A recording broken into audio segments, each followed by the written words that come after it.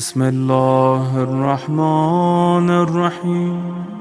ماہ مبارک رمضان ہے، انشاءاللہ کوشش فرمائیں کہ ہر روز آپ حضرات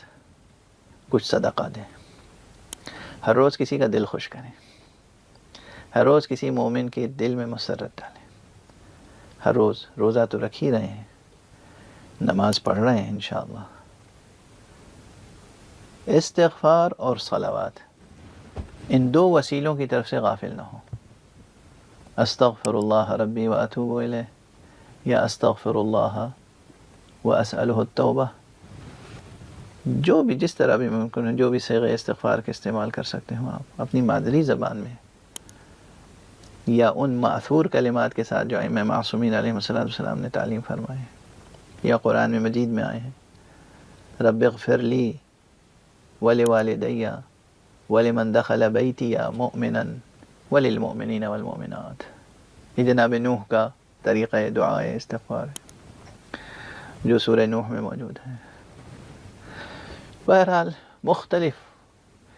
انداز سے استغفار کریں، کثرت کے ساتھ، زیادہ سے زیادہ استغفار، صدقہ اور صلوات بر محمد و آل محمد علیہ السلام۔ یہ صلوات، یہ صدقہ بالحسنہ اور ولایت سے تمسک کی علامت ہوگا۔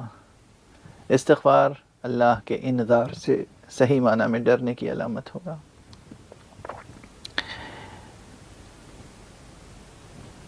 ایک دو چھوٹے چھوٹے عمل ذکر کر دوں۔ انسان حضور حق عاجزانہ طور پہ کہہ سکے، پروردگار تیری ساری باتوں پہ تو میں نہیں عمل کر سکتا تھا، تیری ایک بات پہ ضرور میں نے عمل کیا ہے، اتنا بھی کہنے کی سکت پیدا کر سکے کوئی، یا اللہ تیرے سینکڑوں ہزاروں حکم ہیں، میں ہر حکم پہ تھوڑی عمل کر سکتا ہوں، میں عاجز ہوں، ناتواں ہوں، میں نے اپنے اوپر خود ظلم کیا، میں نے اپنے کو برباد کیا، اپنے کو ضائع کیا، اپنی قوتیں ضائع کی، اپنی عمر برباد کی، مگر تیری ایک بات پہ عمل کر سکا ہوں۔ یہ اسلوب اگر اختیار کرنا ہو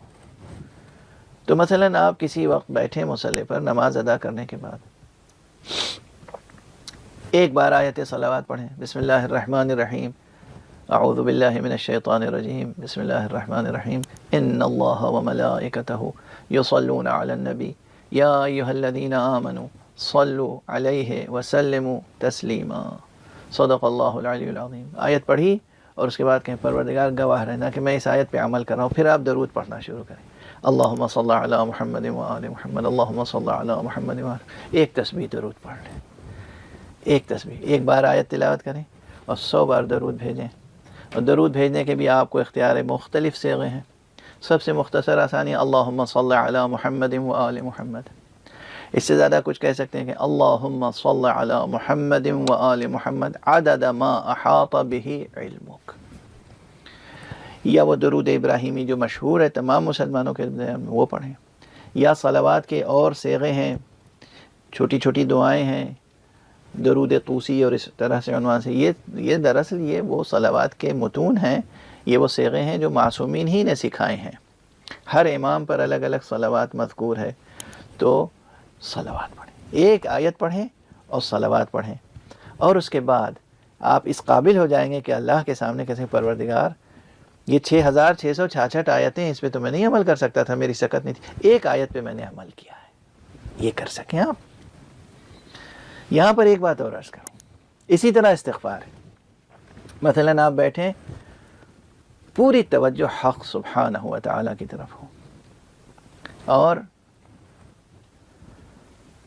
یہ آیت پڑھ لیں جس میں اللہ سبحانہ و تعالی نے استغفار کا وعدہ کیا ہے، فرمایا ہے کہ وما كان الله ليعذبهم وأنت فيهم وما كان الله معذبهم وهم يستغفرون۔ اے رسول جب تک آپ ان کے درمیان میں ہیں، اللہ ان کے اوپر عذاب نازل کرنے والا نہیں ہے، اور اے اللہ کے رسول جب تک یہ استغفار کرتے رہیں گے تب تک بھی اللہ ان پر عذاب نازل نہیں کرے گا۔ اللہ اکبر۔ یہاں اور بلاغتیں ہیں جس کی طرف اب کیا اشارہ کروں،